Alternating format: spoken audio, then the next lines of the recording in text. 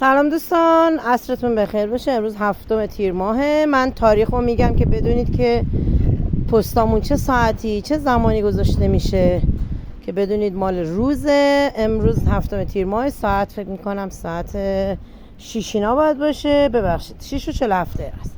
دوستان یه خواهشی ازتون دارم، اگر کسی آشنا داره تو تعویض روغنی، حالا از این صدلا داشته باشه، من این صدلا دیگه واقعا اذیتمون میکنه و واقعا اینا عصای دست منه. این صدلا نباشه من اصلا نمیدونم. الان سالهاست ما داریم از این صدلا، یعنی نزدیک به 14-15 ساله که ما صدلا رو عوض کردیم، هی نو اومده، سالی یه بار، حالا 2 سالی یه بار، ولی این سری واقعا هم شکستن، آفتاب زده پرتشون کرده، رو گاری بوده، بچه‌ها بردن، کثیف شده، خیلی نمیتونم بشورم، اصلا لکای عجیب غریبه. بالاخره مرغه. اگه کسی داره دوست آشنا که از این سطلا برای ما یه 10-15 تا نیاز داریم، بیشتر ها، نه دیگه ما میگیم 10-15 تا.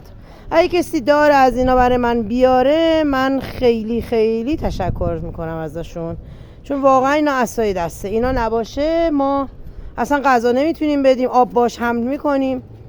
ممنون میشم دیگه اطلاع بدین. کسی اگر خواستش بهم از این سطلا بده، شماره تلفن بهش میدم، هماهنگ میکنیم با هم دیگه.